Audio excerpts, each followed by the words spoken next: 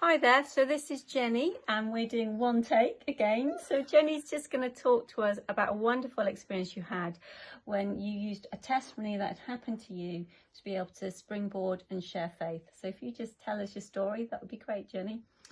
Okay, well, thinking about the power of testimony, it reminded me of, well, I have a story that I tell people and I find it very powerful, and it goes back about 100 years to when I was young, and God spoke to me, and in answer to my mum's prayer, it was quite a profound experience. I was going home from work one day and I heard a voice say, "Go and see Mum." And I thought to myself, oh really, I'm tired, do I have to? Want to go home? Want to go home, cook the tea. And then I heard it again, go and see Mum. And I was thinking, oh, have I got time? And then the turn came that I needed to turn down. It was about a 10-minute detour if I went. And I heard again, go and see Mum.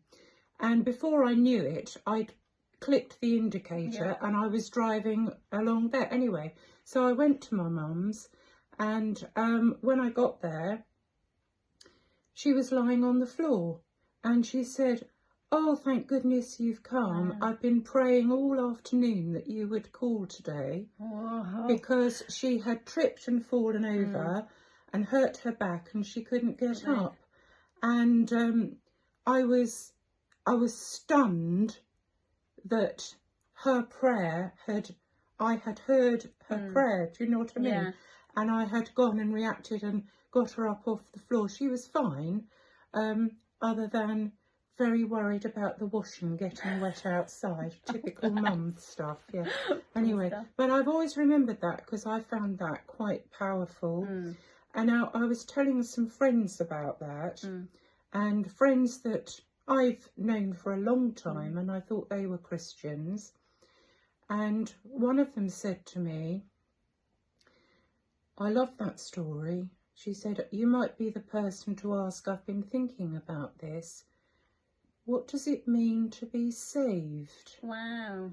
I know. And I thought, gosh, I had some suspicions that she might not be a born-again Christian, but the opportunity to tell her what I wanted to tell her came along, and it just flowed quite naturally.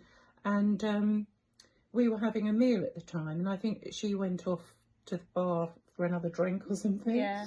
And I said to the other friend, you know, do you think is she understanding what I'm saying? Am I talking sense? And she said, yes, that's really, really going in.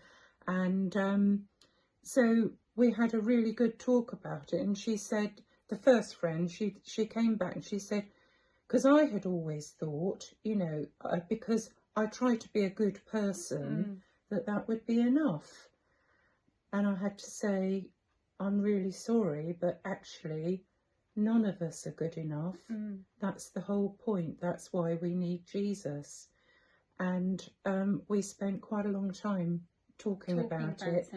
And I haven't seen her since, but then we only meet up sort of once or twice a year. So I'm longing to find out what she's how exciting. Exactly. And what a privilege to be part of the journey, isn't it? And how God's almost like built and shaped the story from the moment of, you know, you listening, you hearing, it becoming part of a testimony, and you in that moment also being very brave to talk about a testimony with somebody. And I mean, it's lovely to hear when she goes, "I think you're the person." Yes. Because so often people are seeking someone that's trustworthy. She'd clearly been wondering about it for a while and didn't know who to ask. So that was fantastic. Yes. So always, I suppose it's always be prepared to be asked. That's it. That's it. Have a good story. That's a great tip. Thank you, Jenny. Take care, everyone, and God bless.